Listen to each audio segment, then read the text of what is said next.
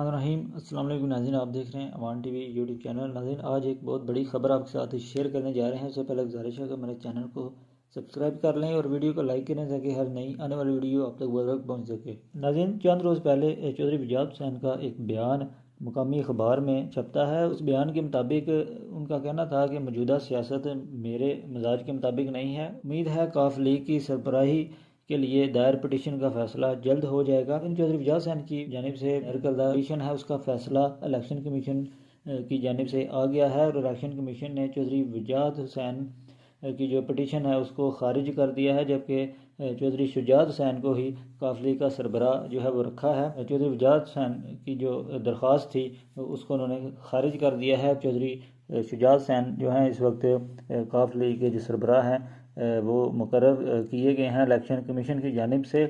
ये थी नाज़रीन एक बड़ी ख़बर। अगली वीडियो तक के लिए दीजिए इजाज़त। अल्लाह हाफ़िज़।